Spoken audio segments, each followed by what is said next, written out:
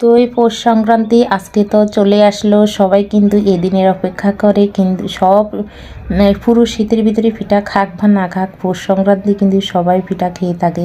তো এই আমি কিন্তু এর আগেও পুলি পিঠা বা আজ দুধ শীতল পিঠা বানালাম। এবছর শুধু ওই দুইটা পিঠাই বানালাম, আর আজকে দেখি কি করা যায়। তো ঘরে যেহেতু ক্ষীর আছে, তো আমি কালকে ভেবে নিলাম একটু পাটিসাপটা তাহলে বানাবো। পাটিসাপটা কিন্তু আমার খুব ভালোভাবে হয় না, তারপরও দেখি চেষ্টা করে দেখব যদি হয়।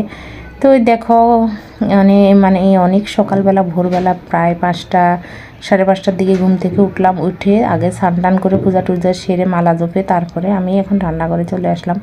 তারপর আমার 8টা বেজেই গেল। প্রতিদিনই এমনই হয়, পূজা টুজা সেরে আস্তে আস্তে 8টা সাড়ে 8টা বেজে যায়। তো এখানে প্রথমে আমি 1 বাটি আতপ চাল দিলাম, তারপরে দিলাম এখানে সামান্য পরিমাণে সুজি দেখতে পেলে, আর এখানে দিয়ে দিব ময়দা। তো ময়দা কিন্তু এই সুজির থেকে সামান্য একটু বেশি নিয়ে নিলাম। তো যাক, আতপ চালের গুঁড়ো কিন্তু ঘরে তেমন একটা ছিল না, এই কটাই ছিল। তো এই এখন সামান্য পরিমাণ লবণ দিয়ে দিলাম। তো এই দেখো 1 বাটি একদম ক্ষীর। আমি গতবার কিন্তু যখন পাটিসাপটা বানালাম ক্ষীর নিজেই বানিয়ে নিলাম। তো এবার কিন্তু সীমান্ত দাদাভাই কুমিল্লা থেকে নিয়ে আসছে ক্ষীর, 2টাই নিয়ে আসছে, একটা খাওয়া শেষ। তো আর একটা দিয়ে আজকে পাটিসাপটা বানাবো, এত মজা এই কুমিল্লার ক্ষীরগুলা।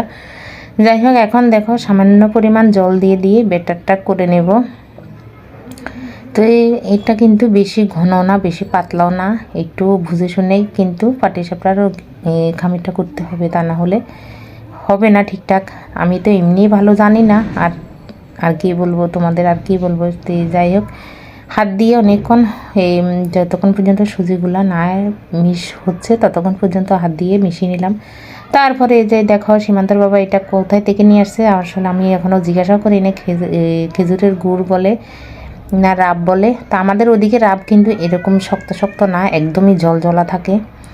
তো রাব কিন্তু অনেকেই চিনে, আবার অনেকে এখানকার মানুষ হয়তো চিনেও না।